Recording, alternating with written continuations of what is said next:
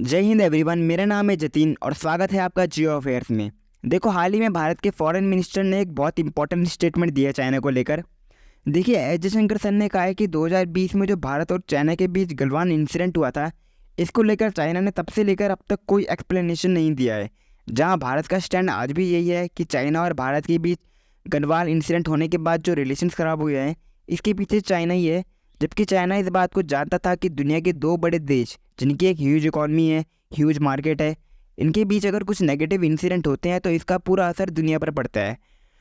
और चाइना के लिए एक और बात कही है कि चाइना जब भी कुछ करता है तो उसका कुछ एक्सप्लेनेशन नहीं देता है, ना कोई रीज़न देता है। और हम कोशिश करते हैं पता लगाने की, लेकिन फिर भी कुछ एक्सप्लेन नहीं किया जाता है। और इन सब के बाद भारत और चाइना के बीच बहुत सारे समझौतों पर भी असर पड़ा है। देखिए, एस जयशंकर सर की बात भी सही है। चाइना कभी भी अपने द्वारा की गई कोई भी गलती स्वीकार नहीं करता है, जबकि सच पूरी दुनिया के सामने होता है। और देखो, मैं आपको ये बता दूं कि भारत ने गलवान इंसिडेंट होने के बाद से मैसिव स्पीड से इंफ्रास्ट्रक्चर डेवलप किया है। लेकिन ऐसा नहीं है कि 2020 से पहले भारत के पास बॉर्डर इंफ्रास्ट्रक्चर नहीं था।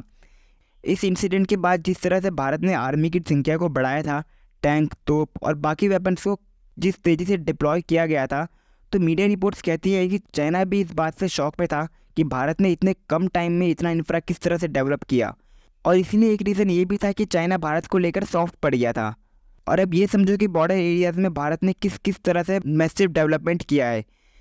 इस सब को देखते हुए बीआरओ यानी बॉर्डर रोड ऑर्गेनाइजेशन, इसने पिछले 3 सालों में 8,000 करोड़ की 300 परियोजनाएं पूरी करी है, जिसमें 295 सड़क परियोजनाएं, पुल, सुरंगें और हवाई क्षेत्र डेवलप किए हैं।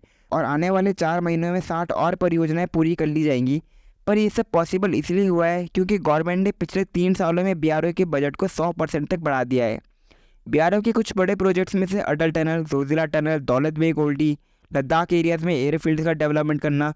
देखो, मैं पर्सनली मानता हूँ कि बीआरओ का एक बहुत इंपॉर्टेंट रोल रहा है भारत के बॉर्डर एरियाज़ को सिक्योर करने में।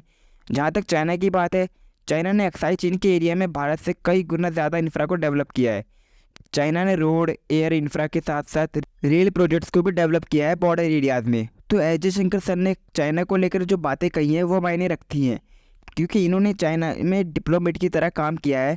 और इनका कहना है कि शी जिनपिंग 2013 में चाइना के प्रेसिडेंट बने, उसके बाद से ही चाइना की एग्रेसिव पॉलिसीज़ का युग शुरू हुआ है। क्योंकि देखो, इससे पहले देखोगे तो 1975 के बाद बॉर्डर एरियाज़ में कोई कैजुअलिटी नहीं हुई है, क्योंकि इसके बाद भारत ने चाइना के साथ कई सारे एग्रीमेंट साइन किए थे। लेकिन जैसे कि मैंने पहले कहा कि चाइना ने शी जिनपिंग की एग्रेसिव पॉलिसीज़ के कारण भारत और चाइना के रिलेशंस पर असर पड़ा है। लेकिन ये केस सिर्फ भारत के साथ नहीं है। आप फिलीपींस, वियतनाम, ताइवान, जिसे चाइना अपना ही एक पार्ट बताता है, तो इनके साथ भी चाइना ने अपने रिलेशंस को ख़राब किया है। और अगर आपको जानकारी अच्छी लगी हो तो चैनल को सब्सक्राइब कर देना और वीडियो को लाइक कर देना। तब तक के लिए जय हिंद, जय भारत।